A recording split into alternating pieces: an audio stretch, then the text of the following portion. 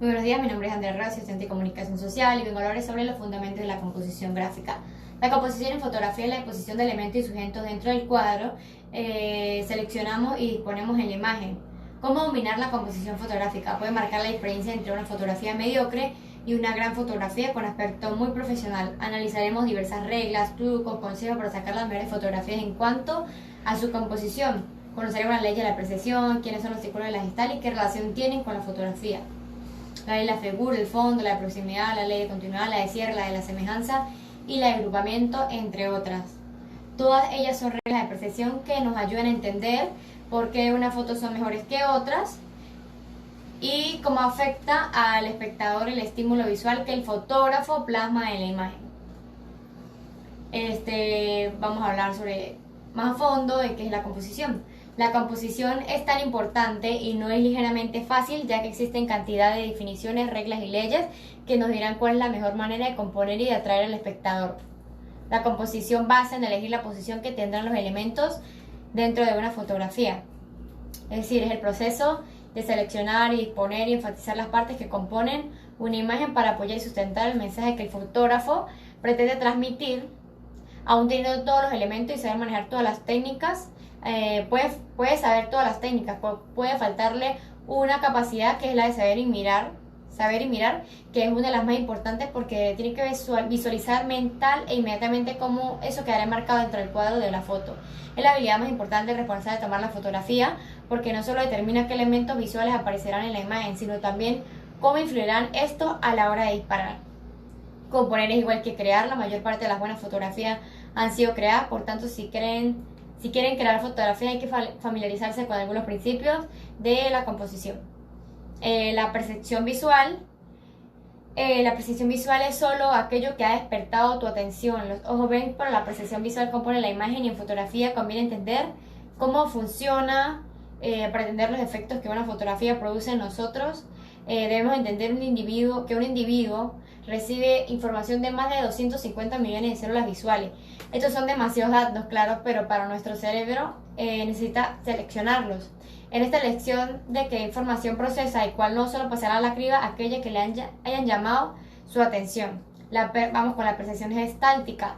La gestal es una corriente psicológica alemana que, entre otras cosas, nos permite entender cómo funciona la percepción visual. El principio fundamental de la gestal es que el todo es mucho más que la suma de sus partes. Esto significa que cuando vemos los elementos del campo perceptivo, estos tienden a la estructuración, es decir, intentan organizarse en formas o totalidades. Nuestro cerebro es el culpable al ver esta imagen. Todos identificamos automáticamente esta imagen que es un aula de una escuela. Nuestro cerebro tiene en cuenta sus partes y convierte en un todo mucho más que esa suma. Aquí vemos sillas, mesas, pizarra, etc. Vamos ahora a conocer las leyes de la gestal, que nos ayudan a entender cómo captamos el mundo que nos rodea y nuestra tendencia a percibir las relaciones entre los distintos elementos como un todo. Se habla de las leyes de fondo y figura, la semejanza, proximidad, de cierre, continuidad, simetría. Cada ley tiene diversos nombres. Vamos a iniciar con la primera, que es ley de la figura y fondo. Esta ley analiza la relación que hay entre los diferentes estímulos de la imaginación, de la imagen. Los seres humanos tenemos tendencia a separar las figuras del fondo según su color, su forma, su contraste, etc. Vamos con la segunda, que es la ley de semejanza. El principio de la semejanza dice que tenemos tendencia a ver cómo todas las cosas comparten características visuales como el color, la forma, el tamaño, la textura. El uso de la repetición añade ritmo y eso por lo general suele desembocar en buenas fotografías. Esto se debe a que la semejanza y la repetición en muchas formas de arte suelen considerarse como armónicas. Vamos con la tercera, que es ley de proximidad. Tenemos la tendencia a percibir los objetos y las formas que están más cerca una de otras como si pertenecieran al mismo grupo, aunque no sea de esa forma.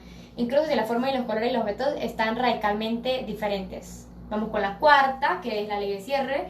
El principio del cerramiento dice que nuestro cerebro tiene tendencia a rellenar los huecos y nos da a imaginar los detalles que le faltan a una figura para completarla o cerrarla. Una vez que la figura se ha cerrado, eliminamos los detalles innecesarios y estableceremos un patrón para el futuro. Vamos con la quinta, que es la ley de continuidad. Este principio está muy relacionado con la ley de cierre. Viene a decir que los elementos que están orientados en la misma dirección tienden a agruparse. Vamos con la sexta, que es la ley de simetría. El cerebro humano intenta organizar la información visual para hacerlo lo más simétrica, estable, simple, regular, consistente, estructurada y ordenadamente posible. Hablaremos también sobre el encuadre en la fotografía. Los bordes de la imagen son tan importantes como la imagen en sí misma a la hora de componer una foto. Los márgenes de la imagen no solo apoyan la composición, sino que pueden ser la referencia para la orientación de otras líneas dentro de ellos.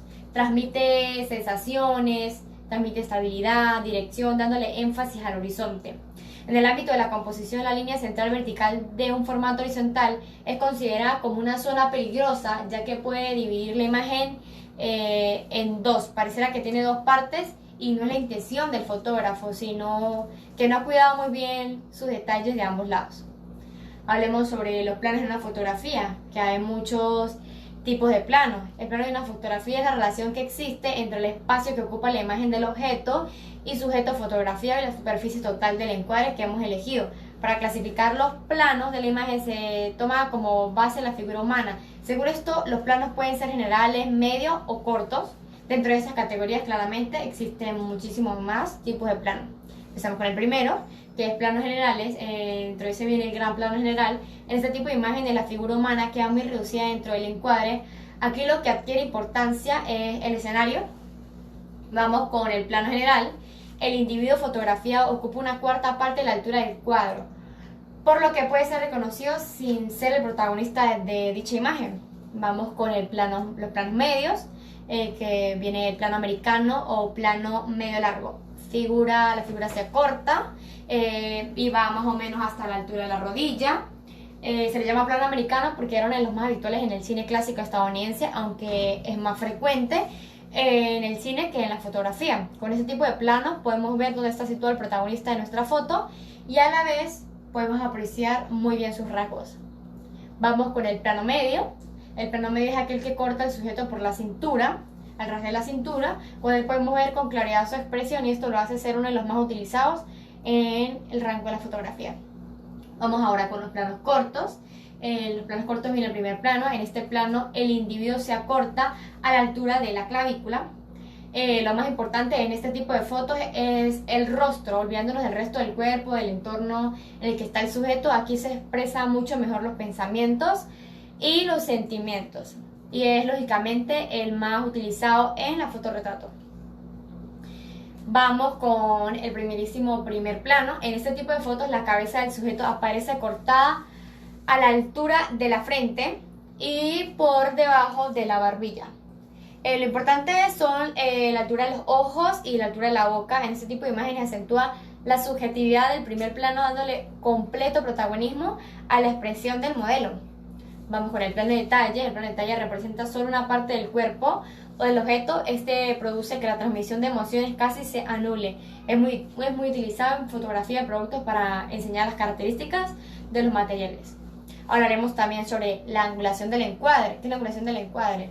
La altura desde la que tomamos una foto, que cambiará no solo como vemos los objetos, sino también la sensación que esto nos produce. La angulación en fotografía es el modo en el que organizamos la visión a la hora de sacar una foto. En función de esta angulación, el punto de vista de la escena podrá cambiar por completo, haciendo que veamos la realidad de un modo que no es para nada habitual para los humanos. Lo normal es tomar fotografías colocando delante del sujeto contra la cámara aproximadamente hacia la altura de los ojos. Es un modo que el plano focal y el suelo sean totalmente perpendiculares. Vamos a hablar sobre la perspectiva fotográfica. La perspectiva es el mejor procedimiento para crear una sensación tridimensional en una fotografía. Hace referencia a la dimensión de los objetos y a la relación espacial que hay entre ellos con respecto a un punto de vista. Cuando vemos una foto, estamos viendo una representación bidimensional de una escena tridimensional. Las mejores composiciones pueden ser creadas explicando los conceptos de la perspectiva al convertir una escena de 3 dimensiones en una de 2. Hay varios tipos de perspectiva. Está la perspectiva por superposición, aunque suene obvio claramente, no está de más decir que cuando vemos un objeto que tapa la visión del otro, el primero de ellos es el que está más cerca del espectador. Esta es la manera en la que nuestro cerebro se da cuenta de las distancias en que se encuentran. Vamos con la perspectiva lineal. En ese tipo de perspectiva, Las líneas paralelas parecen converger en un punto del horizonte llamado punto de fuga. La sensación de profundidad es puramente ilusoria, sin embargo esta ilusión constituye una técnica de composición muy importante. Vamos con la perspectiva atmosférica o aérea. Y aunque el aire es considerado transparente por casi todos nosotros, hay fotografías en que hay excepciones. Cuando sacamos fotos de motivos que están a larga distancia, el aire va perdiendo transparencia ya que está lleno de partículas, de vapor, de agua, polvo, polución, etc. Vamos con la perspectiva forzada. Este tipo de perspectiva manipula la percepción del ojo humano con el uso de ilusiones ópticas que hacen que los objetos parezcan más grandes, más pequeños, más cercanos o lejanos de lo que está en la realidad. En las imágenes con la perspectiva forzada, el fotógrafo juega a poner el mismo plano en los elementos que no lo están y crear así una composición que haga creer al ojo que podemos... Un ejemplo es agarrar el sol con nuestras manos, aunque sabemos que no es así. Reglas fundamentales para componer una fotografía. Las reglas fundamentales para componer una fotografía, existe una serie de leyes que sirven como base para que nuestras fotos estén bien compuestas. Estas leyes o reglas, como todas las demás, no son de obligado cumplimiento, pero conocerlas nos ayudaría muchísimo para mejorar infinitamente la composición de nuestras imágenes. Estas reglas básicas son las siguientes. Comenzamos con la simplicidad, es composición fotográfica la mayor parte de las veces, menos es más. Esto significa que debemos evitar registrar en la foto todos aquellos elementos que desvíen la atención del mensaje que nosotros queremos transmitir. Está la ley de la mirada. Esta ley dice que cuando estamos fotografiando a un sujeto debemos dejar un espacio, también llamado aire, en la dirección en la que el protagonista está mirando. Dejar un espacio que provoque la ilusión de que el sujeto está observando algo aunque no lo veamos y despierte la curiosidad e interés del espectador. Vamos con la ley del horizonte. Este principio de la composición dice que si separamos lo que estamos encuadrando en tres partes iguales, el horizonte debería estar cerca de una de las dos líneas que lo divide. La simetría, que es otra técnica que hay que tener en cuenta a la hora de componer, es la simetría. Las composiciones pueden ser simétricas o asimétricas en las fotografías compuestas. Simétricamente, los elementos están colocados de manera igual o similar, arriba o abajo, a la derecha o a la izquierda de la imagen. Vamos con los elementos de diseño en las fotos. Los elementos básicos del diseño son 6. La línea, el punto, la forma, el patrón, la textura y el color. Cada uno de ellos pueden usarse individualmente, en conjunto, en una fotografía o por separado. Mejoran inevitablemente nuestras imágenes. Para crear imágenes de efecto así, es decir, que capten la atención de la audiencia y que le transmitan un sentimiento. Las líneas en fotografía. Hablemos de las líneas en fotografía. Las líneas es el tramo que existe entre dos puntos, pueden ser rectas, curvas verticales, horizontales, diagonales, en zigzag, etc. Las líneas implican movimiento, sugieren una dirección u orientación y le dan a la foto la sensación de profundidad y de distancia. El punto en la fotografía, bueno, el punto es el más simple de los elementos visuales y es el mejor punto de partida para empezar a tomar conciencia de los elementos del diseño. El punto es la mínima expresión gráfica, ya que no tiene dimensiones. A pesar de eso, terminará la posición en un espacio concreto y de él derivarán todos los demás elementos visuales. Vamos con las formas y las figuras.